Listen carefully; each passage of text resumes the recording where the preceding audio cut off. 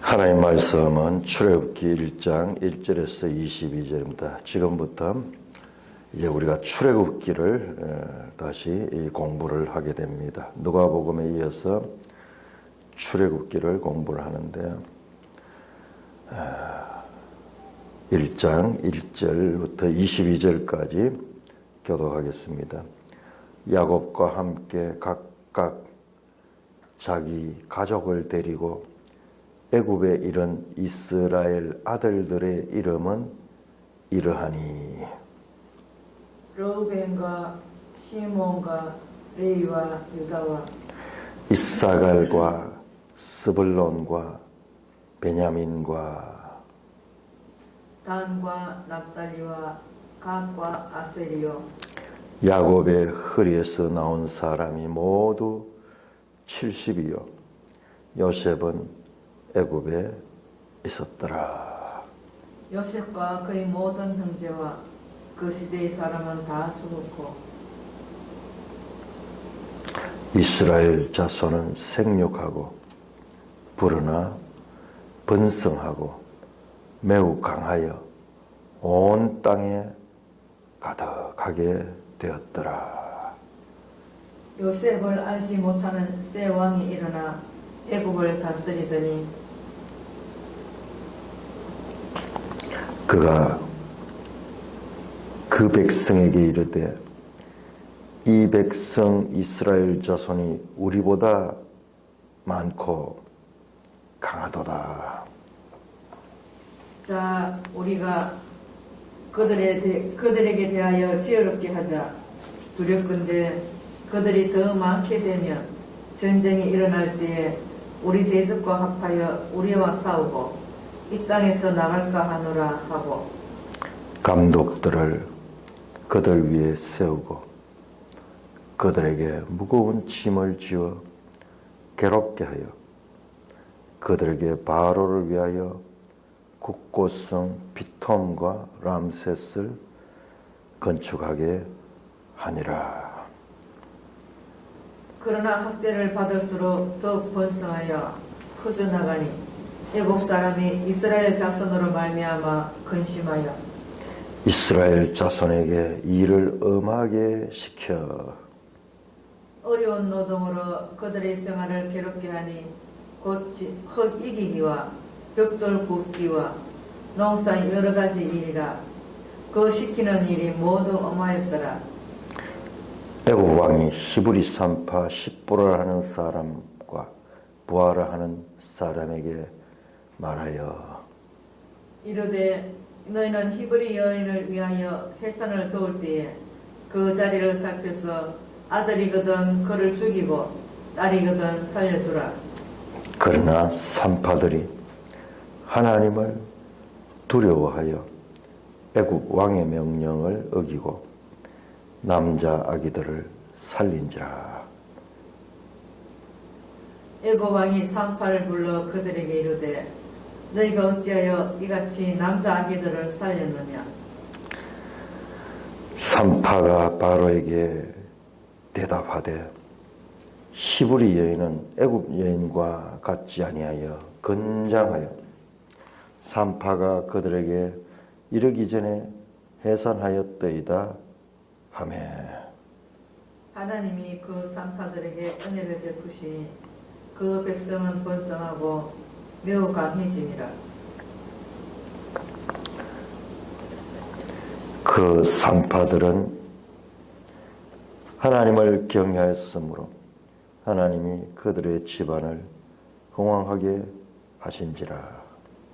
그러므로 바로가 그의 모든 백성에게 명령하여 이르되 아들이 태어나거든 너희는 그를 애굽 강에 던지고 딸이거든 살려두라 하였더라. 오 하나님 아버지 은혜를 감사합니다. 오늘부터 또 이렇게 출애굽기를 새롭게 공부하며 하나님의 구속의 역사들을 알 수 있는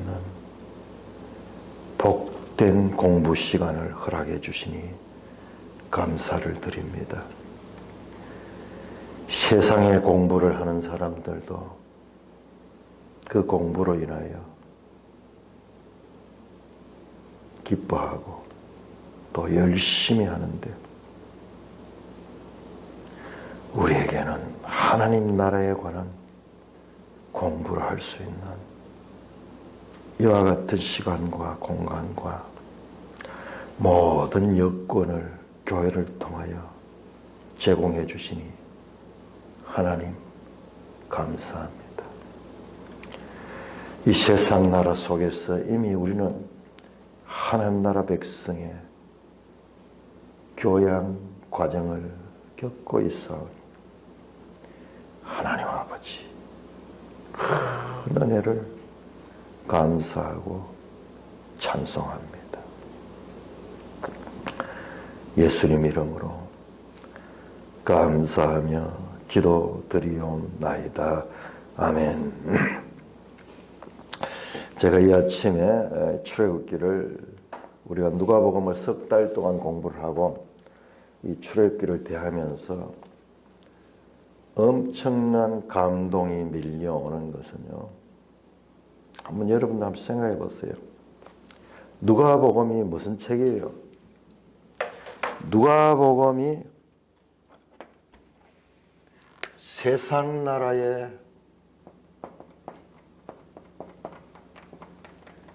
들어온 하나님 나라라. 세상 나라에서 하나님 나라가 들어왔다. 이 세상 나라의 대표예요. 이게 로마예요. 로마.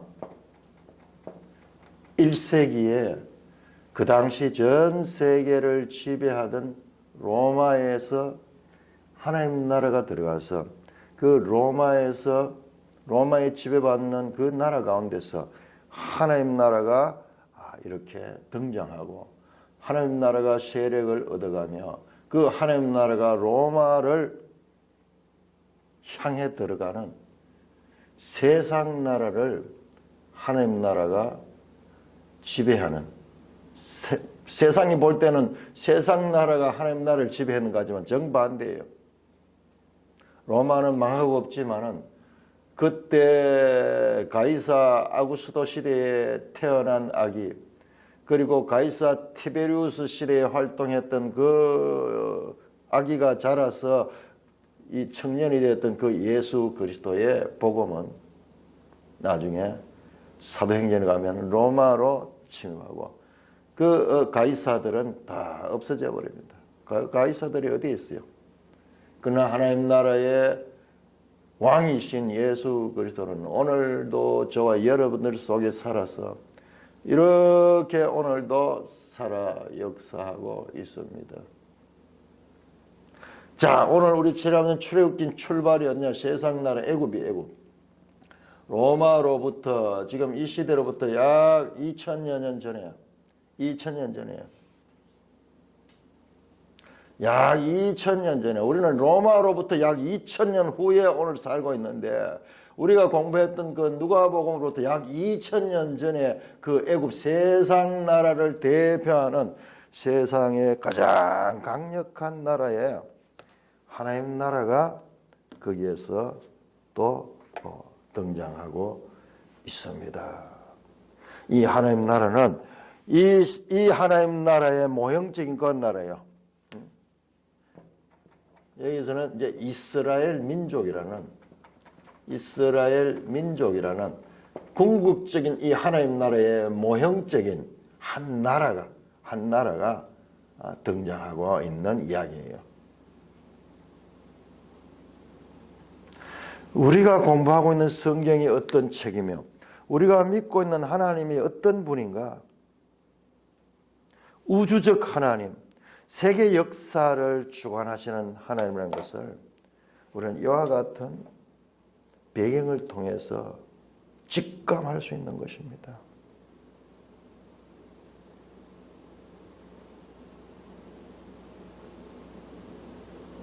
하나님이 누구신가? 우리가 여기에요.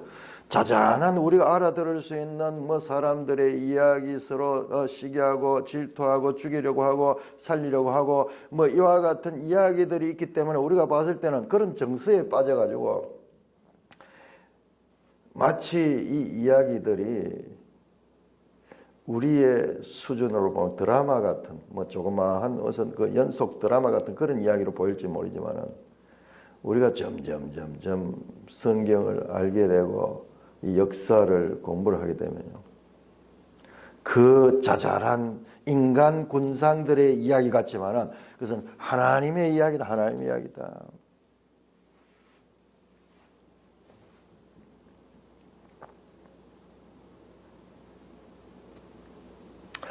(1절입니다) 야곱과 함께 각각 자기 가족을 데리고 애굽에 이른 이스라엘의 이름은 이러하다. 자, 창세기에 이제 야곱의 가족들이, 야곱의 아들들과 그 가족들이 이제 애굽으로 들어가는 거죠. 입애국하는 거예요. 출애굽을 하기 전에 먼저 입애국이 있습니다. 애굽으로 들어가는 거죠. 그래서 12 아들들의 이름이 나옵니다. 그러니까 우리가 공부했던 누가복음도 사도행전과 그대로 연결이 돼요. 사도행전과 그대로 연결되는데 이 연결점을 발견해야 돼요. 창세기와 출애굽기 관계도 똑같아요. 창세기는 출애굽기와 그대로 연결이 된다. 이것을 우리가 볼 수 있어야 됩니다. 70명이 나왔고 요셉은 애굽에 있었더라. 창세기에 그 배경들 있죠. 그 가족 간에 일어났던 그 사건들이 그냥 동화 같기도 하고 그냥 무슨 소설 같기도 한 것이었지만은 그것은요, 하나님의 큰 구속사를 이루어가는 그 부속 사건들이었어요. 하나님이 인간들에서 일어나는 것과 같은 사건들을 통하여서 하나님이 큰 하나님의 일을 하신다는 것을 우리는 성경을 통해서 볼 수 있는 눈을 가져야 되는 것입니다.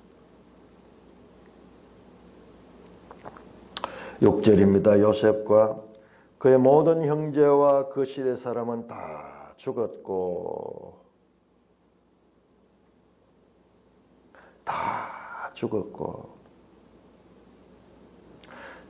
이스라엘 자손은 생육하고 불어나 번성하고 매우 강하여 온 땅에 가득하게 되었더라.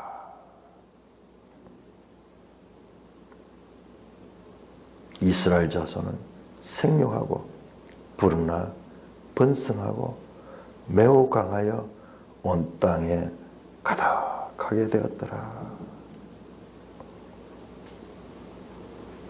요셉과 그의 모든 형제와 그 시대 사람들은 다 죽었고 한 사람도 빠짐없이 다 죽었습니다.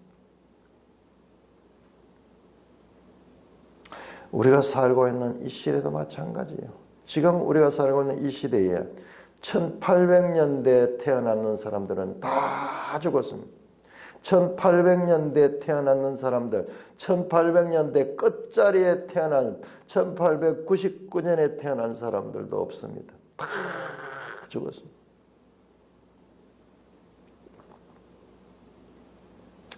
그런 세대들이 계속 반복됐어요. 우리가 살고 있는 이 시대도 마찬가지일 거예요. 앞으로 이제 조금 지나고 나면은 1900년대에 태어났던 사람들 이 땅에 하나도 없을 거예요. 곧 없어질 거예요. 1900년대 태어난 사람. 우리가 봐도 지금 이제 1970 몇 년, 1980 몇 년, 우리한테는 너무 익숙한 시간들이었지만 이제 그것이 젊은 세대들 앞에서는 마치 우리가 저 일제시대에 대해서 듣는 것처럼 아련한 전혀 이 세상에 이야기로만 존재했지 실제 했을 것 같지 않던 그와 같은 사건처럼 여겨지게 될 것입니다. 성경의 스케일을 보세요. 스케일을 보세요. 인간 본상들은 왔다가 사라지고 왔다가 사라지고 왔다가 사라지고 왔다가 사라집니다. 지금도 계속 반복돼요. 그러나 하나님은 그 가운데 그 역사를 주관해 가십니다. 자, 우리 창세기 46장 합쳐서 창세기 46장 창세기 46장 3절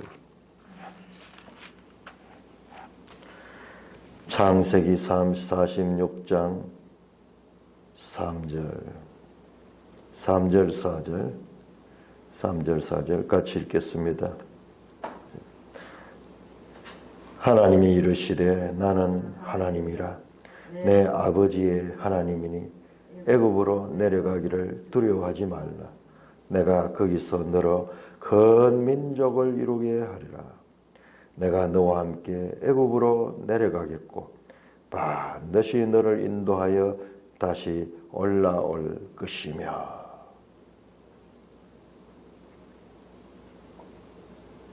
이 사건들, 출애굽기 이 사건들은 지금 뭐냐? 바로 창세기에서 하나님이 말씀하셨던, 수백 년 전에 하나님이 말씀하셨던 그 말씀이 성취되는 것이라는 것을 우리가 알아야 됩니다.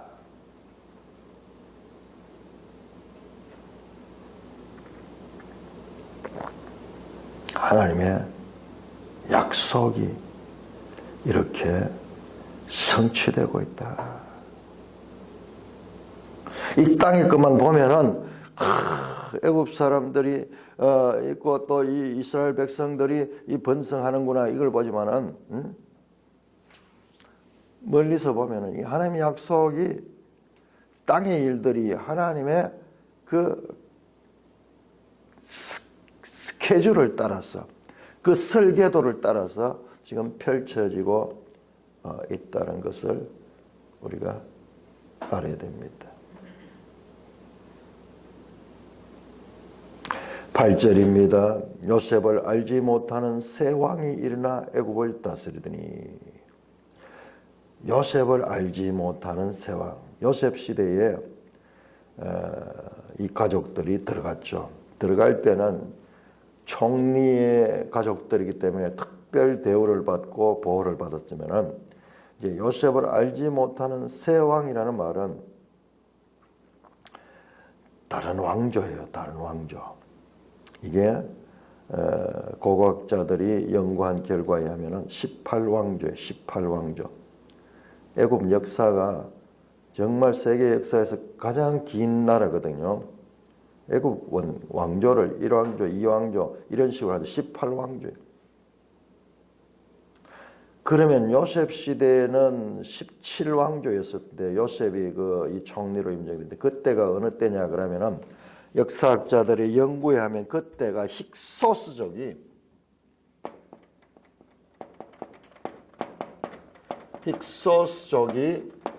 애굽을 지배해 가지고 통치할 때예요. 애굽이 이민족에 의해서 지배를 당할 때인 거예요. 그러니까 애굽의 입장에서 보면 이방인들이 자기 나라를 지배할 그때였다는 것입니다. 그러니까 이제 새로운 왕조는 희석수적이 아니고 이건 이방인이기 때문에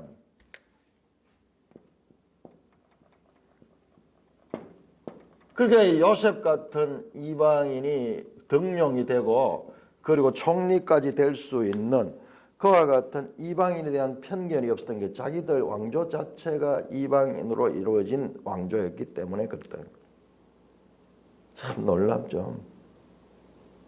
좀 우리가 조금 깊이 생각하면 그러잖아요. 어떻게 이 이방인이 저렇게 높은 자리에 올라갈 수 있는가. 아무 생각 없이 무슨 동화 같은 이야기로 그렇게 보시는데요. 그 역사를 연구를 해보니까는 그게 증명이 되는 거예요. 아, 그랬구나. 그러니까 다시 요셉을 알지 못한 새 왕은 애굽을 다스리면서 이 이방 백성들에 대한 배척 정책을 하는 거예요. 그러니까 이때는 이방인에 대해서 우대 정책을 하거나 또는 이방인을 그냥 보호했다 그러면은 지금 새로운 왕조는 이방인들을 배척하는 그와 같은 정책을 펼치는 것입니다.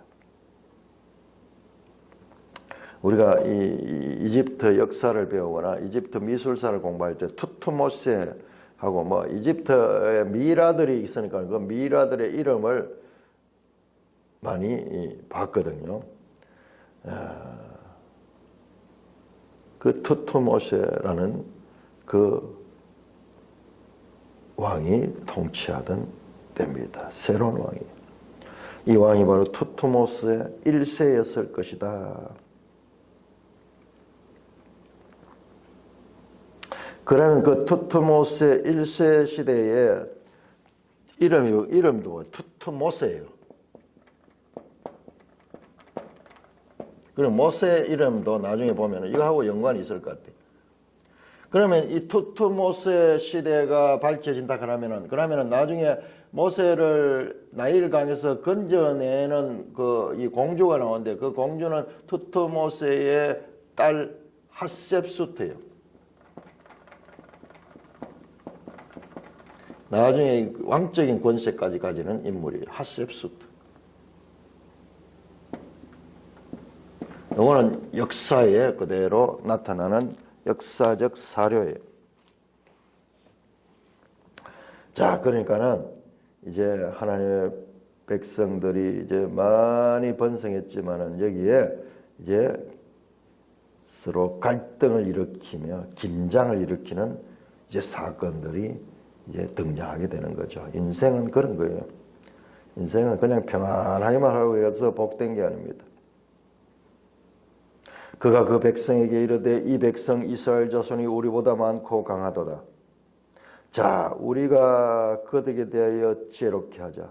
두렵건대 그들이 더 많게 되면 전쟁이 일어날 때 우리의 대적과 합하여 우리와 싸우고 이 땅에서 나갈까 하노라. 이 애굽 왕이 이스라엘 자손이 수가 자꾸 번성하니까 두려워합니다. 자, 우리 여기서 7절에 우리 성경을 볼 적에 이런 걸 체크를 좀 해놔야 돼요. 나중에 이스라엘 자손이 생명과 불이나 번성하고 매우 강하여 온 땅에 가득하게 되었더라. 온 땅에 가득했다. 이 말은 과장입니다. 이 고대 표현에 있어가지고 좀 과장적인 그런 표현을. 그렇다고 실제로 온 땅에 이스라엘 백성이 막 다 퍼져가지고 살았다. 그런 뜻이 아니에요. 그러니까 우리가 고대의 이 언어적인 표현에 있어가지고 그 표현법을 알아야 돼요. 영원한 안식일을 지킬 것이다. 그 말을 보면 이제 영원히 안식이다. 그래서 안식일은 절대 변할 수 없는 거고, 그래서 지금도 안식일을 지켜야 된다. 그런 식으로 해석을 할 수가 있어요. 그런데 그것은 오랜 기간이라는 뜻이지 그것이 영원이라는 그런 표현이 아니에요. 우리 언어 자체가 가지고 있는 한계를 이해를 해야 돼요. 왜 그러냐 그러면은 나중에 이제 성경 문자주의자들이 문자주의적으로 우리는 성경의 문자성을 중요시해야 됩니다. 분명히. 그렇지만 나중에 그 문자에 매여 가지고 이와 같은 배경적인 거, 그 다음에 역사적인 거, 또 이 문학적인 이런 표현까지도 문자적인 하나로 가다 가지고 나중에 성경을 오해하는 경우가 많은 거예요. 그래서 제가 이런 거 나오면은 미리 이야기를 해두는 거예요. 아, 좀 과정적인 표현이다. 많다는 뜻이지. 이게 실제적으로 과학적이고 인과학적으로 그렇다는 뜻은 아닙니다. 자. 그럼 성경이 왜 말씀이 안 맞느냐? 그래요. 성경은 이런 문학적인 표현이 성경이 많습니다. 그래서 성경을 작구적으로 그렇게 해석하는 것은 아주 중요하면서도 거기에 가진 한계가 있을 수 있어요. 그렇다고 성경의 문자성을 무시하고 전부 상징적이거나 그럼 또 이 뜻으로 그렇게 해석하는 것도 문제가 있어요. 그러니까 우리가 이 균형감을 잘 잡아야 됩니다. 그러니까 자꾸 읽어보면 성경 나름대로의 논리가 발견하게 돼요. 내 생각을 가지고 평가할 것이 아니라 성경이 뭐라고 말하는가. 성경의 논리를 가지고 우리가 성경을 자꾸 보면서 성경에 익숙해져야 돼. 그러면은 성경 나름대로의 그 전개하는 그 어떤 논리적인 방법이 나옵니다. 그래서 애굽 이 왕이 그리고 애굽 사람들에게 그 이스라엘 이방인들이 너무 많으니까는 두려워지는 거예요. 두려워지는 거예요. 그래서 그들을 억제하는, 그들을 핍박하는 그런 정책을 펴니다. 11절에 감독들을 그들 위에 세우고 그들에게 무거운 짐을 지어 괴롭게 하여 그들에게 바로를 위하여 국고성 피톰과 람셋을 건축하니라. 중노동을 시켜가지고 그렇게 인구를 억제하려고 합니다. 그게 너무 힘이 들면은 집에 가면은 뭐 애기 만들 기회도 없고 막 그대로 쓰러져 버리고, 이 사람들이 그냥 일만 많이 시켜서 음식도 제대로 제공하지 않고 그래야 되겠죠. 뜻을 이루려고 그러면 비실비실하게 만들어 가지고 그래서 산하 제한 정책을 펼쳤던 것이죠. 자, 이것조차도 창세기 15장입니다. 창세기 15장에 이미 아브라함 때 하나님께서 말씀하신 것입니다. 창세기 15장 13절. 이 창세기는 출애굽기를 통해서 강화되는 거예요. 그러니까 성경과 성경의 관계가, 창세기만 가지고 있을 때 몰랐는데 출애굽기를 통해서 창세기가 더 강화되고 그 말씀이 더 새겨지게 되는 것입니다. 창세기 15장 13절. 여호와께서 아브라함에게 이르시되 너는 반드시 알라 네 자손이 이방에서 객이 되어 그들을 섬기겠고 그들은 400년 동안 내 자손을 괴롭히리니 그들이 섬기는 나라를 내가 징벌할지며 그 후에 너 자손이 큰 재물을 이끌고 나오리라.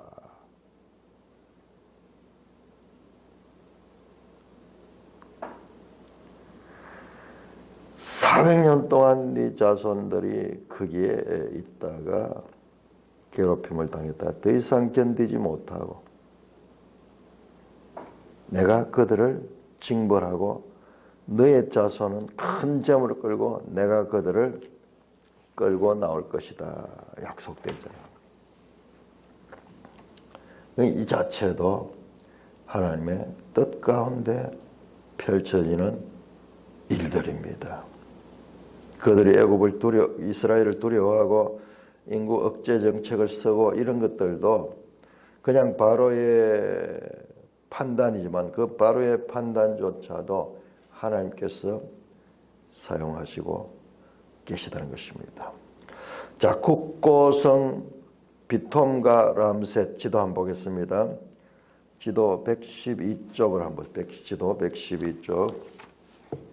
자, 성경은 역사적, 지리적 사실이기 때문에 우리는 이걸 그냥 신화로 봐서 안 돼요.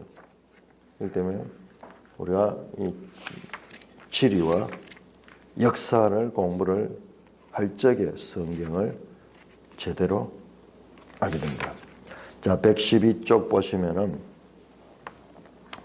자, 비톰 가는 곳이 나오죠. 비톰 112쪽에 보니까는 고센 땅에 거기에 보니까 숫꽃 있고 그 다음에 그 비톰 나오죠. 비톰 여기 나오네요.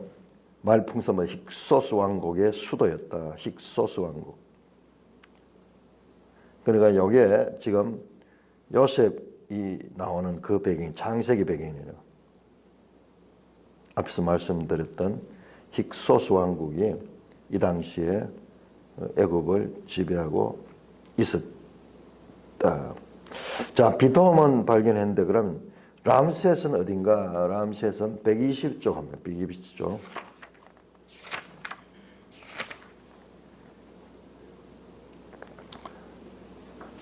120쪽.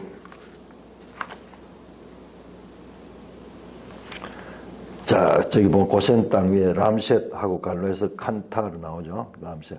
그러니까 비톰과 람셋이 여기에 이제 애굽의 삼각주 지역에 거기 하 이집트 그렇게 다 있죠. 소안 나오고 람셋 나오고 이런데 여기 아주 이쪽이 여기서도 보면은 112쪽 보면은 그 아바리스 가는 숲꽃 바로 있는 이 힉소스 왕국의 수도였다 그러거든요. 그럴 수 있는 가능성이 있어요. 이민족 같으면은 여기가 나가기 좋잖아요. 절로 나가고 들어오고 이래 할 수 있는 그런 길목에 우리로 치면은 미국의 로스앤젤레스에 우리 한국 사람들이 많이 사는 이유가 우리 한국에서 가게 되면은 거기가 가깝잖아요. 저 동부 쪽이 아니고 서부 쪽에. 동부 쪽은 가려면 대륙을 또 얼마나 걸어가요. 여기서 가장 가까운 곳. 우리 경산의 사람들이 대구에 많이 사는 지역이거든요. 여기 시지에 많이 살아요. 저 성주나 고령 사람들이 많이 사는 거거든요. 저 위에 저기 성서 지역 저쪽에는 그 사람들이 거의 많이 살고 있어요. 그렇듯이 저 북부 정류장 쪽이나 저 북부 저쪽으로는 누가 저 의성, 안동 뭐 이쪽 사람들 거기 많이 살아요. 왜 그러나 고향하고 왔다 갔다 하기가 가깝기 때문에 교통도 편리하고 그렇기 때문에 그쪽에 많이 살아요. 충분히 그럴 개연성이 있네요. 자, 그래서 비톰과 람셋을 건축했다. 국고성, 바로를 위하여 국고성 비톰과 람셋. 자, 이것은 피라밋은 아니고요.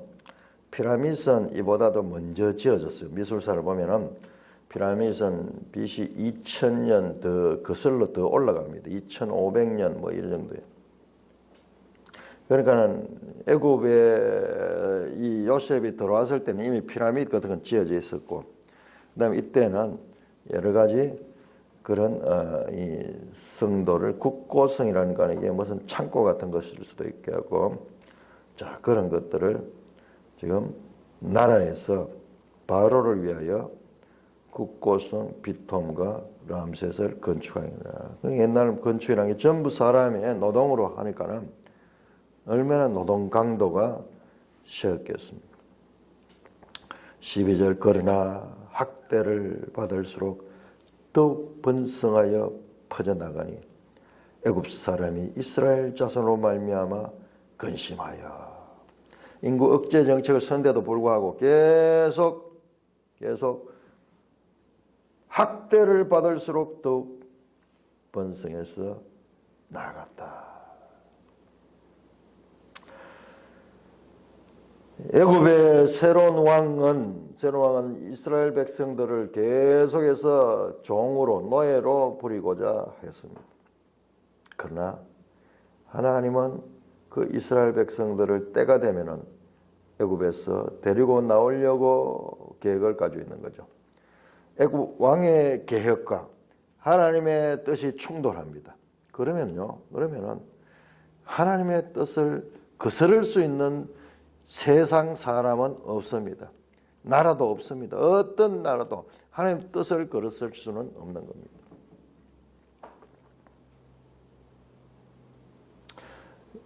인구 억제 정책이 통하지 않습니다. 자, 그러자 13절 이스라엘 자손에게 일을 엄하게 시켜 어려운 노동으로 그들의 생활을 괴롭게 하니 곧 흙이기와 벽돌 굽기와 농사 여러 가지 일이라. 그 시키는 일이 모두 엄하였더라.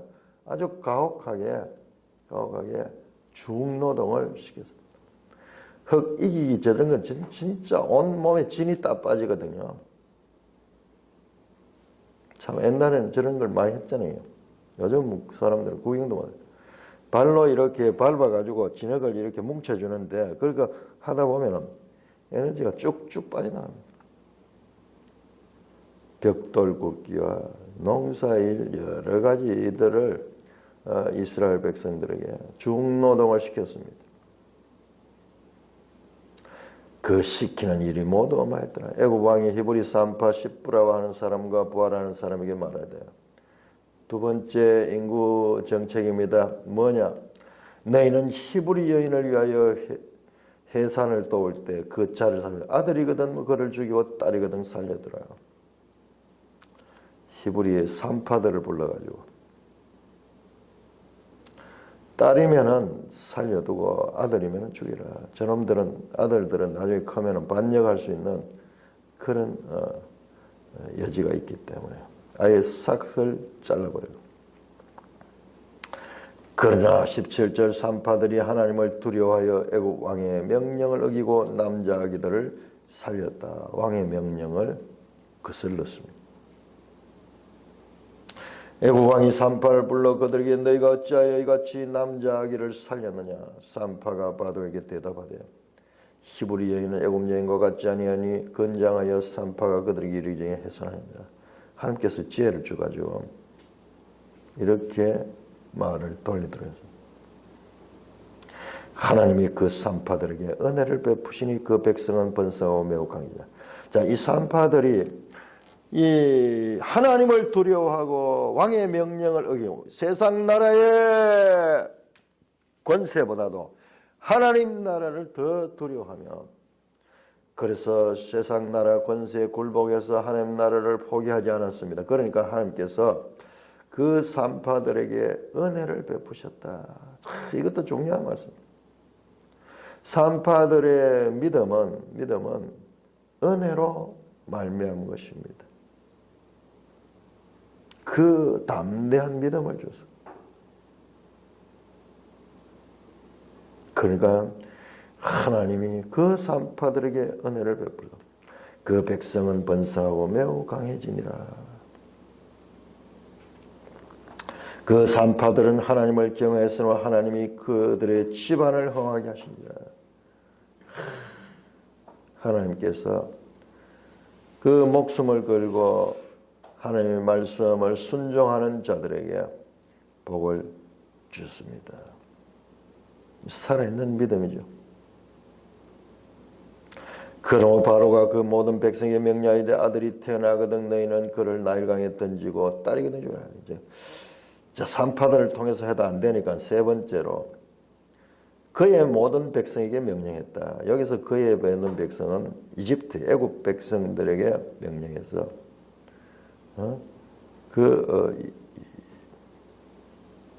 아브라함의 후손, 야곱의 후손들이 태어나면은 남자아이들은 죽이라.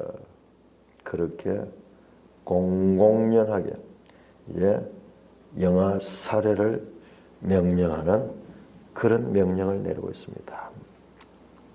마치 예수님이 태어날 적에 헤롯이 그 영아들을 죽이도록 했던 것과 똑같은 일들이 2000년 전에 모형적으로 나타나고 있는 것을 보게 됩니다. 이 성경이 이렇게 연결되는 거예요. 참 이렇게 연결돼요.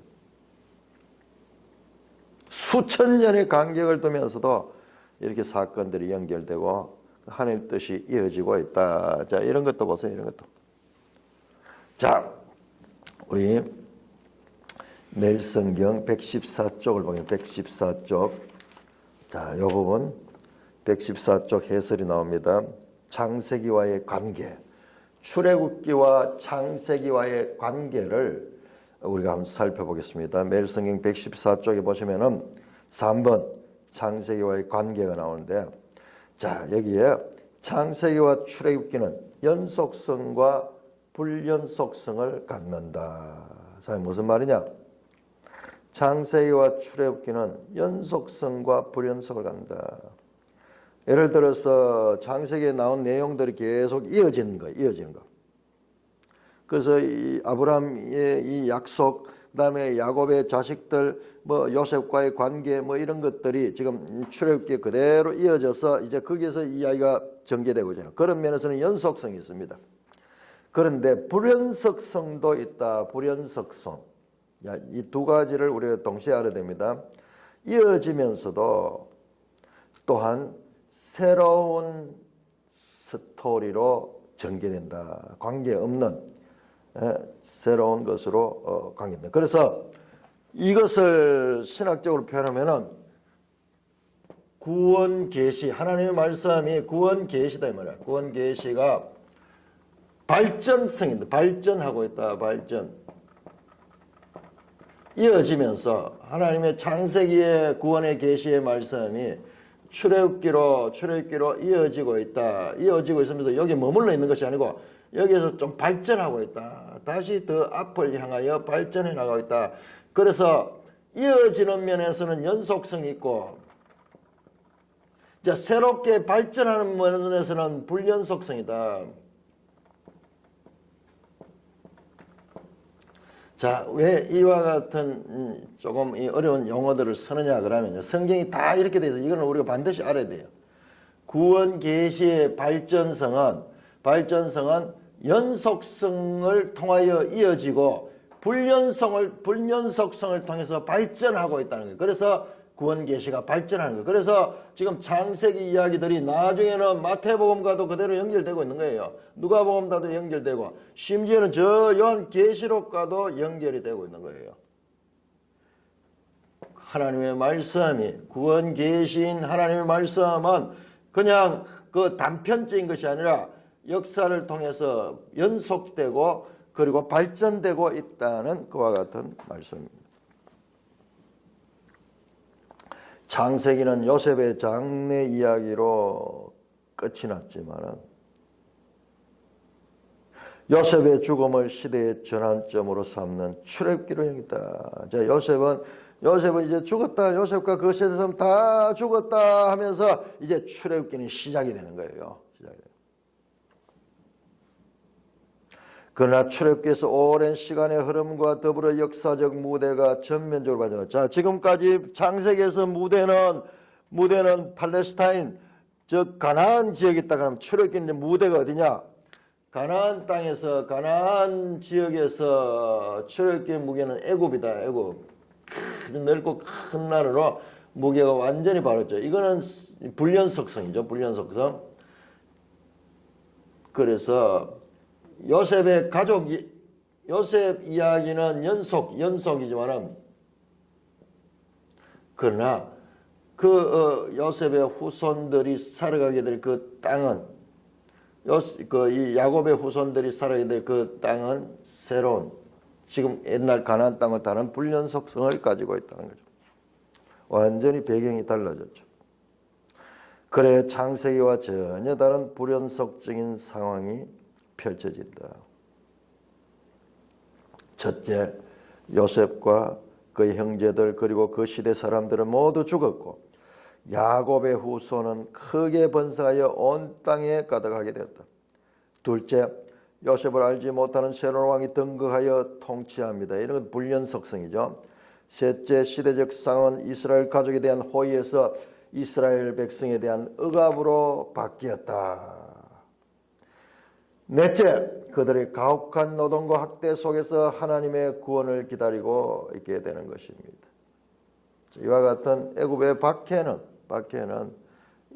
아직까지 이스라엘 민족이 아니죠. 그냥 야곱의 후손들이 수적으로 종살이 하면서 이제 많이 불어나는데 그들의 현실적으로 주어진 애굽의 박해는 그들이 간절히 하나님의 구원을 기다리게 됩니다. 그래야 장차 이 암울한 시대 정황 속에서 모세라는 인물이 등장해서 구원자로 등장하게 되게 될 것입니다. 자, 창세기와 출애굽기가 이렇게 다르면서도 공통적인 게 뭐냐? 아브라함 언약.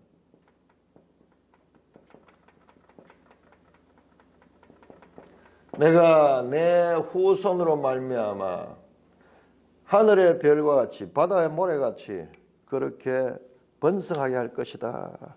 지금 나오잖아요. 출애굽기 나오자마자 생육하고 번성하여 매우 인위적으로 그 생육과 번성을 방해했지만은 그럼에도 불구하고 이 인간적인 방해가 먹혀 들어가지 않게 되는 것을 보면서 이제 하나님의 말씀이 세상 나라의 권세자의 정책을 능가해버리는 그와 같은 사건들이 나타납니다. 자, 창세기의 이야기가 아브라함 후손과 그 야곱의 가족들의 이야기라면 이제 출애굽기에서는 생육하고 번성한 그 후손들의 수가 한 나라를 이룰 만큼 크게 발전되니까 이제 나라의 이야기로 이스라엘이 거기에서 탄생하게 될 것이고, 그래야 아브라함 언약의 첫째가 뭐냐? 아브라함 언약은 내 씨가 번성하게 되겠다. 씨에 관한, 씨가 이게 째라거든. 째라. 이게 씨가 후손이 후손. 약속, 네 씨에 대한 약속과 그 다음에 내가 너에게 땅을 주겠다 하는 그 약속인데, 그 땅에 대한 약속은 이제 출애굽해서 이제 갖게 되는 거죠. 그래서 먼저 씨에 대한 약속이 지금 성취되고 있는 것이라는 것을 우리가 알아야 됩니다. 출애굽기를 보면서 그걸 봐야 돼요. 이야, 하나님이 창세기 12장 아브라함의 등장과 더불어서 약속했던 그 약속들이 지금 여기에 성취되고 있는구나. 네 후손을 통하여 복의 근을 삼을 것이며 또한 많은 땅을 주겠다고 했는데 그 땅에 대한 약속은 어떻게 될 것인가 기대를 하게 되는 거예요. 역사 가운데서 하나님의 말씀은 성취되어 가는데 마술적으로 금방 뚝딱 되는 것이 아니라 역사의 법칙과 순리적인 과정을 통해서 되어진다. 하나님의 일이라고 해가지고 그냥 마술적으로 뚝딱 되는 것이 아니에요. 하나님은 시간 속에서 그 사람들을 사용하여서 때로는 몇 세대가 지나기도 하고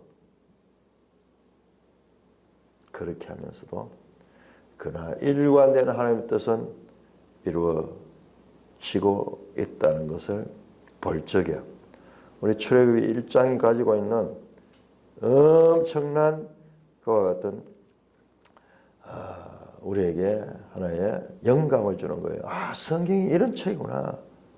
그냥 이거를요, 그냥 스토리만 보면은 뭐 그거는 재밌는 이야기, 소설 이야기 같아요.